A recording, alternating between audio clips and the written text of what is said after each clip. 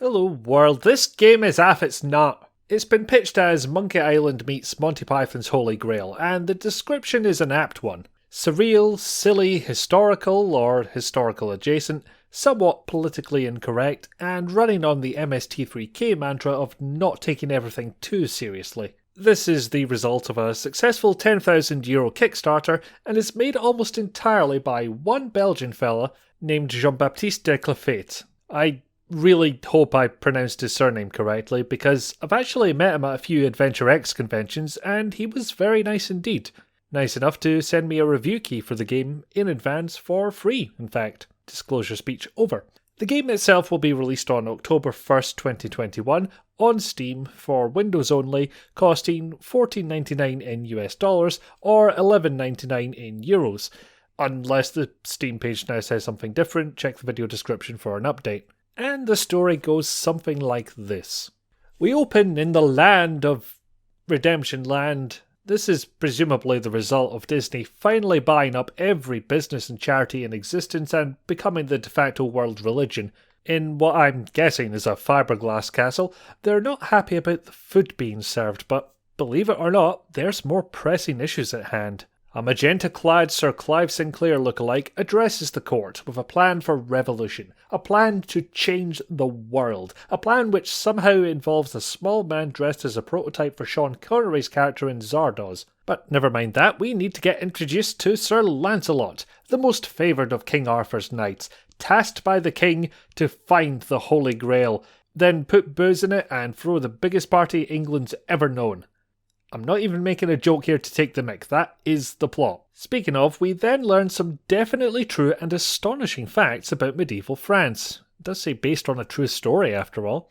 I don't know if there's some kind of historical rivalry that I don't know about, so I'll just remind you that this game was made by a Belgian and move on. And so God comes down from the heavens and Subbutio's poor Lancelot over to France. And I don't even know if I can explain that reference. Imagine foosball, but you have to flick your players into the ball to move it. Yeah, that'll do. God appears to Lancelot, and once Lancelot wakes up, reiterates what the quest is. But mostly because he thinks he's talking to Galahad. Not sure if the king got the wrong knight as well, or if God didn't get the memo that the king had already told Lancelot this, but it leads to a pretty bizarre job interview all told. In the end, Lancelot's qualifications as a drunken lech in hot pink speedos convince God to let him carry on, and so the quest for the Grail begins. It's impossible for me to look at the story outline and not think of the preposterous awesomeness of everything. Another very silly game which played out in a stream of consciousness fashion. A game where you imagine the development process to have been chiefly ruled by a maxim of, why the hell not?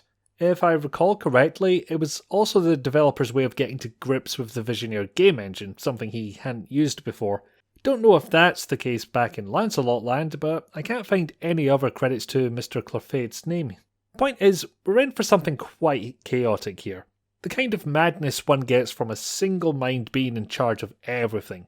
So it's not much of a surprise when the puzzles aren't particularly heroic or chivalrous or concerned with historical accuracy. Why would they be? It's funnier when they're not. Instead, there's people obstructing you for petty reasons, and you then find increasingly bizarre ways of getting them to do the other thing. That said, I got through the first half of the game fairly smoothly. Silly as they are, the puzzles do make sense. Getting further in, you'll still be fine if you take the time to read a few things and listen to what people tell you. So, no problems on the puzzle front. It's the kind of game where you might get asked to dress as a flamingo for arbitrary nonsensical reasons, but the game will at least indicate that's what you need to do. Now, as good an influence as it is, I don't think Monkey Island is the only inspiration behind this game. I say that because I can't decide if the dialogue interface is more inspired by Discworld or Toonstruck. That said, instead of the set number of standard responses plus any extras needed array of buttons that those games gave you, Lancelot's Hangover pretty much just replaces the dialogue options with icons. On the plus side, they actually tell you what the line will be before you say it. Also, sometimes they have nipples. Yeah, the censor bars are there for a reason, and frankly, I'm not sure I shouldn't censor Lancelot's crotch while I'm at it. The game has cartoon nips throughout, in various art styles. Not for the children's, this one. Speaking of art styles, there's a certain level of jank to the character animations, and well, you're either fine with it or you're not. So take a look and figure out if 2.5 hours of this will be a problem for you. My previous mention of a Monty Python influence doesn't just refer to the humour, but the animations as well. It's like old Flash animations, almost nostalgic in a way. In case it wasn't obvious, this is my cup of tea, especially the hilarious speed that Lancelot flies through certain rooms, and you can decide for yourself if it's for you as well. The whole thing comes across a bit like if the South Park guys tried to make the Bayeux Tapestry, from the game backgrounds having this ornate frame around them to the overly elaborate decorations on the dialogue graphics. I do have to question the use of a cross for a mouse pointer though. That's when you start questioning where the hotspot on it actually is and where exactly you need to place the cursor. This can lead to situations where you go to interact with something, but instead you accidentally click something else. Like this big tools icon, which saves the game and takes you back to the main menu. Worth noting that this is your only manual saving method. The game otherwise will autosave.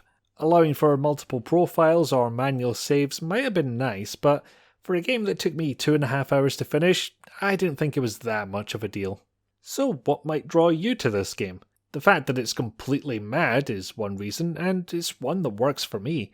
This is clearly one of those projects that was made primarily by one person. All of this came from one brain, and you're not going to experience anything else like it. I'm also trying to bear in mind that I got to play this for free, but you'd pay €15 or $12 for a game that took me 2.5 hours to finish, and aside from some narration in the opening cutscenes, doesn't have any voice acting in it. Is that worth it? Up to you. Is it funny? I laughed. Is it farcical? Absolutely. Is it rude? A little bit. Does it take itself particularly seriously? No. Does it poke fun at established adventure game tropes? Yep, one or two. You want it summed up further? It's made by an adventure game fan for people who grew up with adventure games without being afraid to make fun of them a little bit. As much as I've criticised other games for employing lazy references in their writing, that stuff has a far better hit rate when the game surrounding it is charming. And this game charmed me, but again, all depends on you. It's hardly a Marmite-esque love it or hate it, no in-between situation, but I do think if anyone's watching this footage and is a bit put off, there's nothing in the game that's really going to change your mind. It's aff its nut, and it wears that right on the front of its hot pink Speedo for the whole world to see. Hey, me again. Thanks for watching to the end. If you like what I'm doing here, there's the like button and the subscribe button for finding out when I'm doing more of these. There's also the dislike button in that general vicinity, up to you. And if you really like what I'm doing here and can afford it, I do have a Patreon, which is linked in the description below. So anyway, thanks again, and I shall see you again soon.